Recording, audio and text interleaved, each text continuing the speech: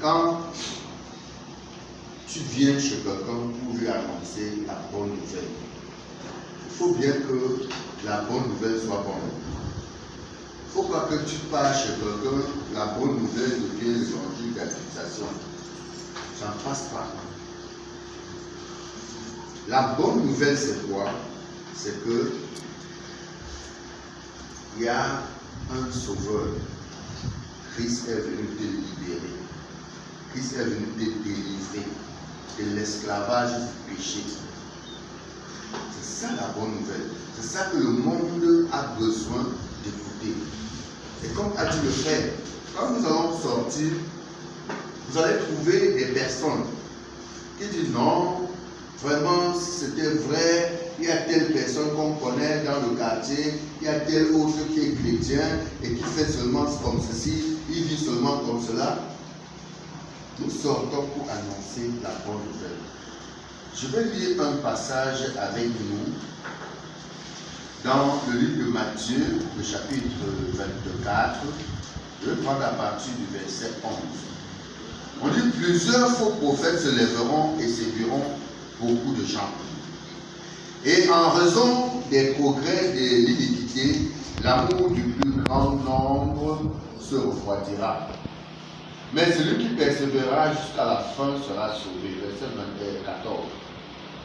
Cette bonne nouvelle du royaume sera prêchée dans le monde entier pour servir de témoignage à toute les nations. Alors viendra la fin. Alors, il y a beaucoup de personnes qui ont reçu l'évangile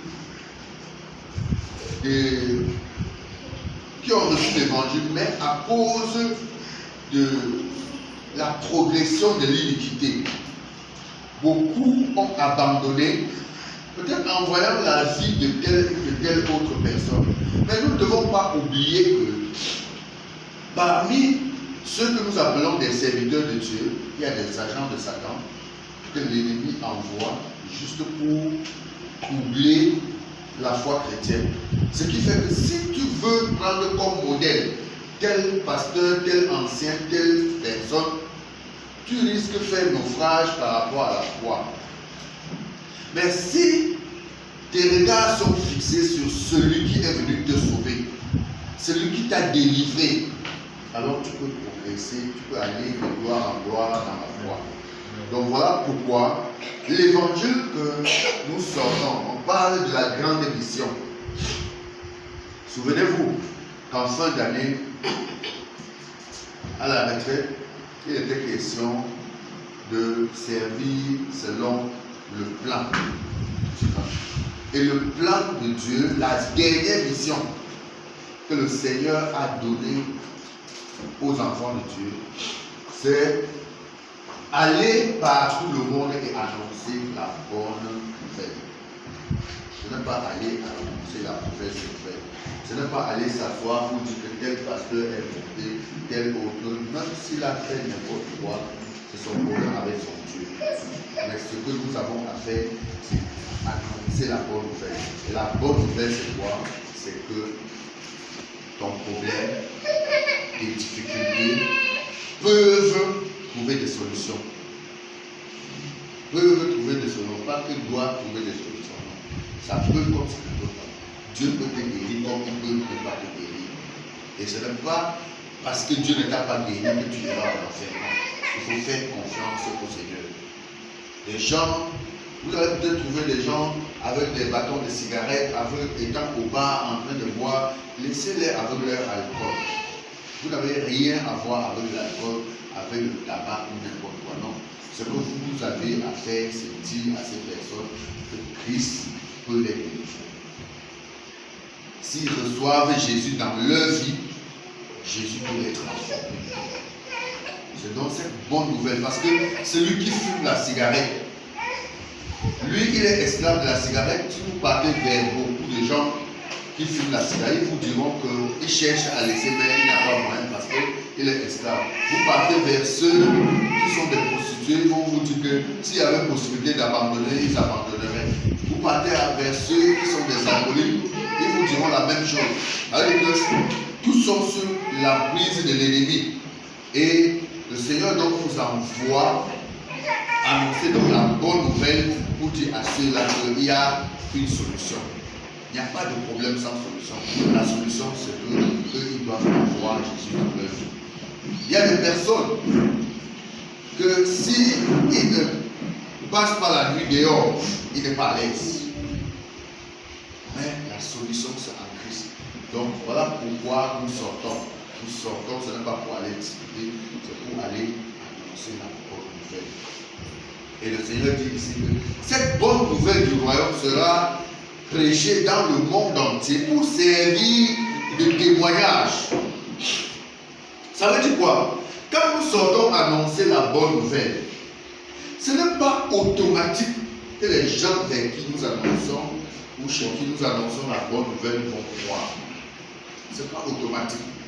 Et nous ne devons pas être découragés de voir que j'ai déjà prêché dans ce quartier, les gens n'ont pas cru, ainsi de suite. Non, tu ne dois pas te décourager. Tu dois plutôt te rassurer que j'ai annoncé à tous ces gens-ci. Et ils n'ont pas cru. Là, tu es tranquille. Tu sais que tu as parlé. Et ne parle pas pour parler, juste pour remplir une formalité. Parle de tout ton cœur. Parle de manière à les gagner. Si au finish ils refusent, tu auras accompli ta mission. Voilà pourquoi il dit que cette bonne nouvelle du royaume sera prêchée dans le monde entier pour servir de témoignage. Pour qu'à la fin, que la personne ne dise pas que ouais, Seigneur, je n'ai jamais suivi. Quand il va dire que personne ne m'a jamais prêché, il va dire que voilà ma servante, voilà mon serviteur que j'ai envoyé chez toi tel jour. Tu as refusé de recevoir. Donc, nous prêchons pour que ça les serve de témoignage au dernier jour, que personne sur la terre n'a échappé à cet évangile-là. Donc voilà les raisons pour lesquelles chaque chrétien doit annoncer l'évangile à son entourage, à tous ceux que tu rencontres. Tu dois prêcher l'évangile. Voilà pourquoi l'apôtre Paul disait, dans des occasions favorables ou non, il prêche. Et c'est la grande mission que le Seigneur nous a donnée. Parce que lui-même, Jésus, quand il est venu sur la terre, la Bible dit qu'il partait de ville en ville, de village en village pour annoncer le royaume de Dieu. Donc, et quand lui il part, il nous confie dans cette mission. Amen. Donc, nous avons donc prié, chaque chrétien, même le chrétien d'un jour, grâce, le chrétien d'un jour doit évangéliser. La bonne nouvelle, c'est quoi? On ne manque pas quoi dire. La femme samaritaine, elle n'avait pas encore cru, mais elle a annoncé la bonne nouvelle. Alors qu'elle n'avait pas cru.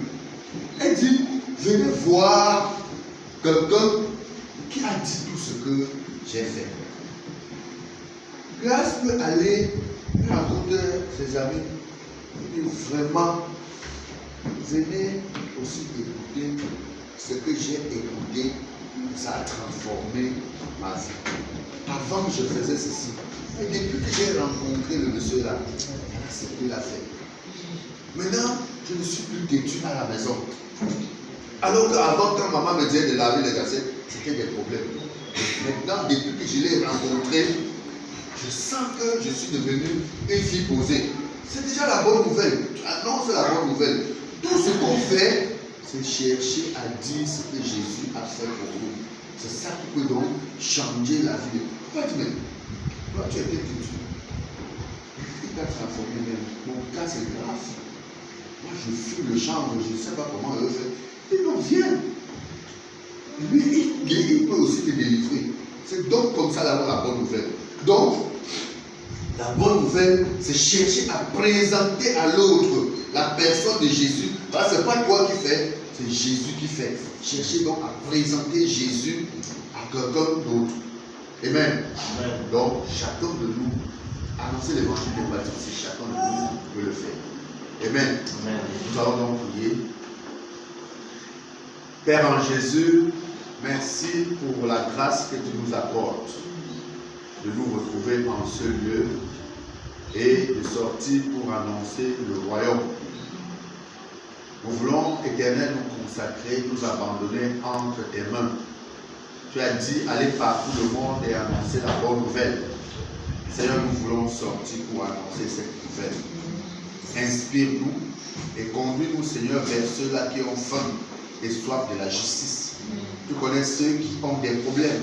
Tu connais ceux, Éternels, qui ont même décidé d'en finir avec la vie. Notre Dieu, tu peux encore les ramener à toi. Tu peux encore les transformer. Tu connais ceux qui sont déçus. Déçus par le comportement de certains serviteurs. Déçus par l'Église. Seigneur, toi, tu n'as jamais changé. Tu es le même. Je te prie de les ramener dans ta maison. Ramène-les dans ta bergerie. Au nom de Jésus-Christ, notre Dieu et notre Roi. Tu as dit que tu nous envoies comme des brebis au milieu des loups. Seigneur, c'est toi qui peux nous protéger. C'est toi qui peux nous garder. Protège-nous, Éternel, contre tous les assauts de l'ennemi. Au nom du Seigneur Jésus. Que nous partons en vainqueur et que nous retournons en vainqueur. Au nom du Seigneur Jésus. Tu as dit que nous marcherons sur la puissance du mal et que rien ne pourra nous nuire parce que tu seras avec nous. Devance-nous donc sur le chemin éternel. Au nom du Seigneur Jésus, nous pouvons la vie de tous les bien-aimés dans le sang de Jésus-Christ. Que tes anges éternels campent autour de nous. Au nom du Seigneur Jésus. Et que toute force du mal, Seigneur, envoyée vers nous, soit consumée et réduite au néant. Au nom de Jésus-Christ. Allons en paix et que le Dieu de paix nous devance sur le chemin et ramène dans la bergerie les brebis perdues d'Israël. Au nom de Jésus-Christ. Amen. Amen.